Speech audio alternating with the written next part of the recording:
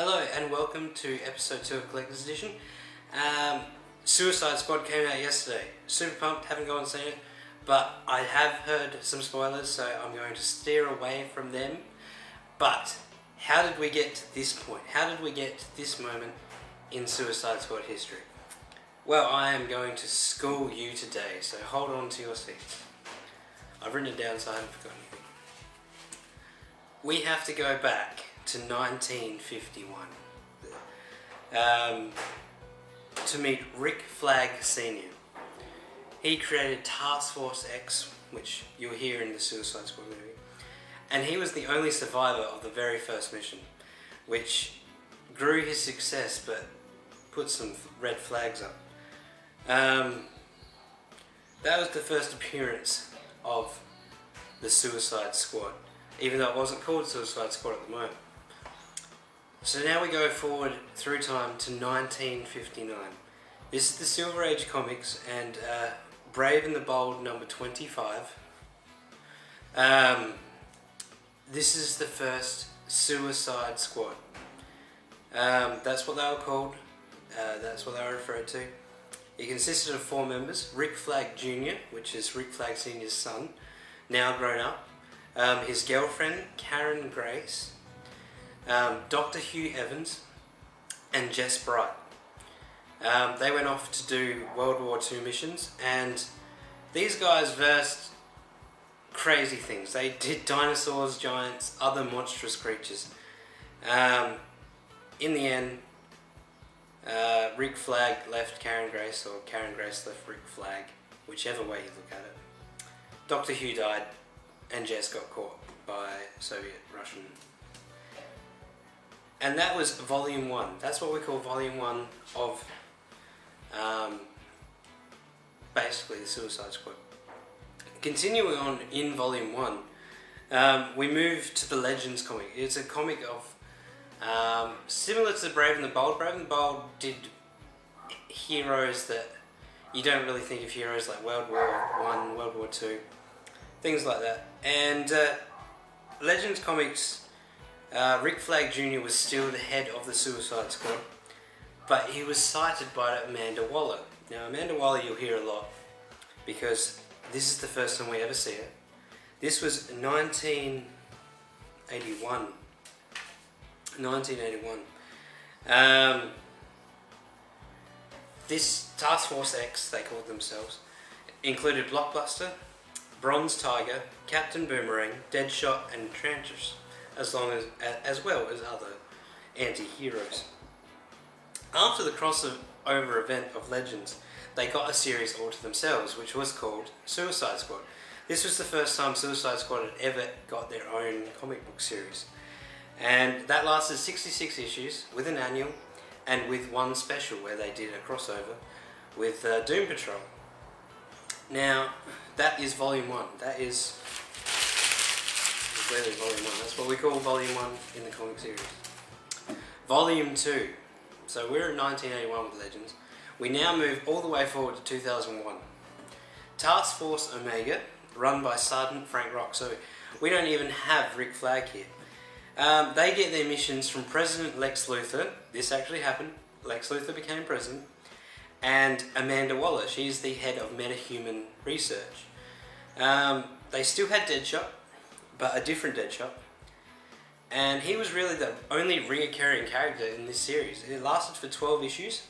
It wasn't very popular. And Volume 2 they didn't set out they were going to give up on Suicide Squad altogether. It just didn't make sense, the comic series, the way it went. They had no reoccurring characters. Frank Rock was considered an imposter because he died in World War II, but yet he still was the head of the Suicide Squad. And it's worth a read, but you have to keep in mind that it's not the original writers of Legends or anything like that. It's just a completely different writer who came in, put their own spin on it, and that's basically what it was. It was a different spin on Suicide Squad. That was Volume 2. Volume 3 gets crazy. 2007, 8 issues. That's it, 8 issues, but it was the original Legends writer. Rick Flag Jr. wakes up on an island populated by dinosaurs. I know, let that sink in. He wakes up with his enemy, which they have to find a way off the island, and when they do, Rick Flag kills him. He just, stuff you, I am taking the way out. He gets off the island, becomes a prisoner of war for 4 years, and then gets saved by Bronze Tiger. Now, Bronze Tiger, through the Suicide Squad, was a really big character. He did a lot of things. She did a lot of things. They did a lot of things. It alternates in each volume. Now, a lot of crazy shit went down. Lots of members died. And then there's an amazing twist at the end, which I'm not going to spoil because it may be in the future. I don't know. So, you're probably asking yourself, Volume 3, where is Harley Quinn? Well, at this point, she was a pure Batman villain. She started in the animated series in 1992. 1993, she got her comic. And then the New 52 happened.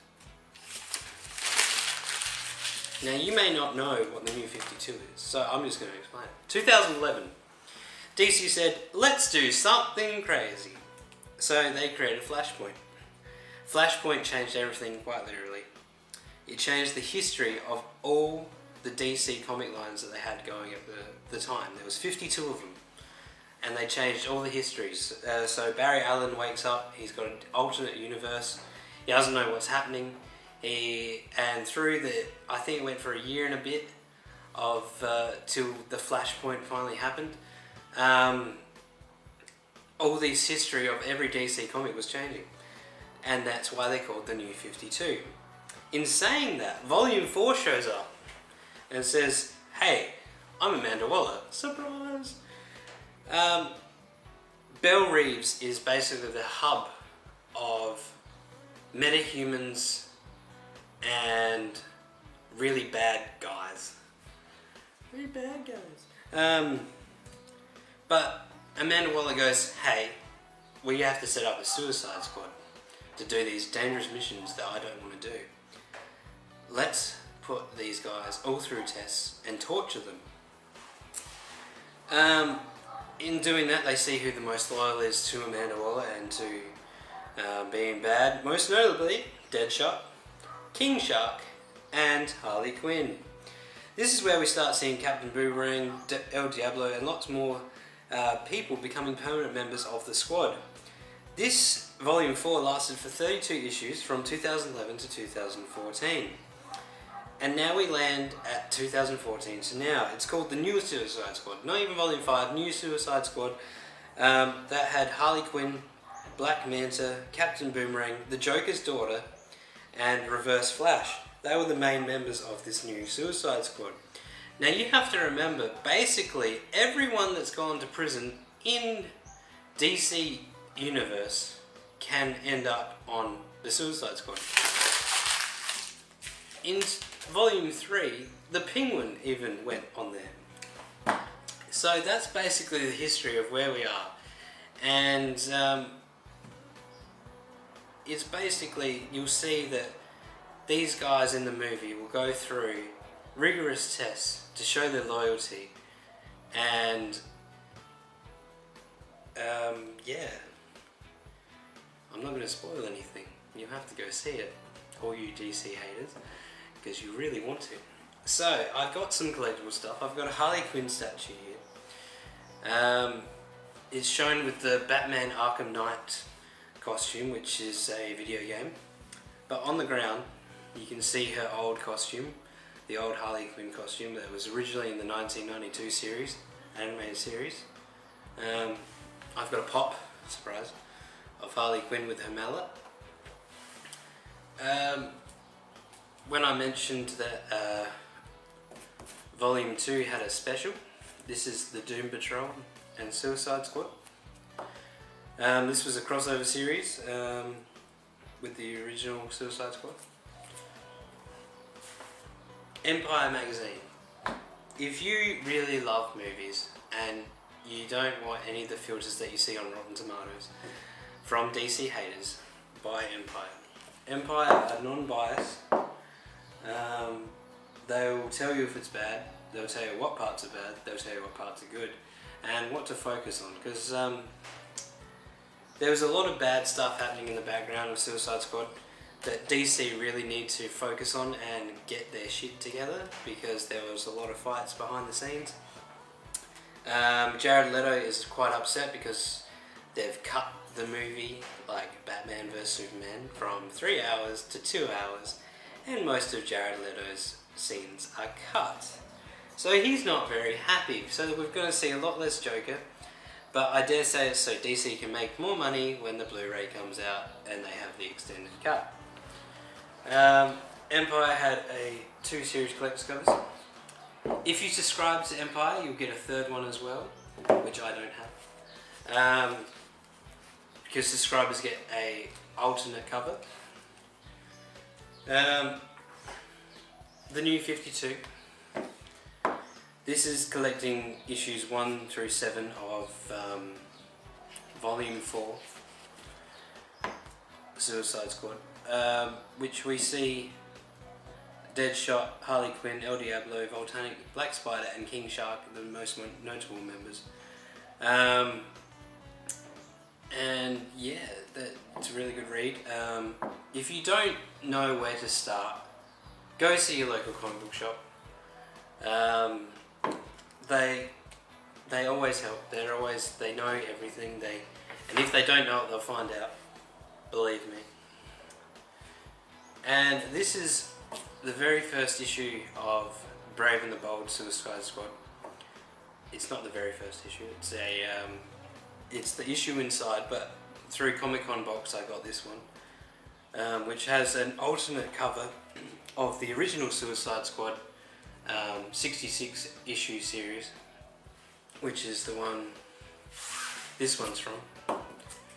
And I'll probably put up a picture here to compare the 2 covers. You see the new Suicide Squad as in the movie. Number 25, Brave and Bold. If you can get an original one for under $700, you're doing really well.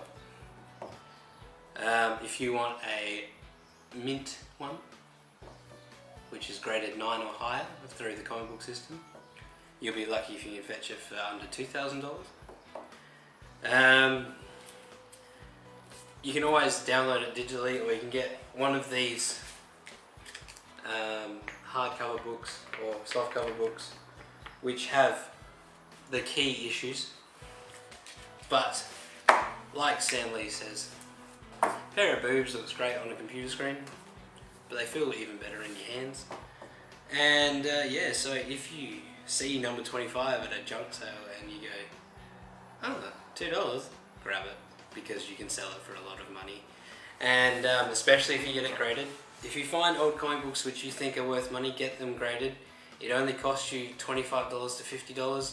They send it to America at your local comic book shop. It comes back with a grading system from 0 to 10. Yeah, you'll get, it's worth more money. It's because you have an accredited certificate with it, and it tells you where the flaws are and all that sort of stuff. And real collectors, real comic book collectors, they don't care if it's grade 2, they don't care if it's grade 4.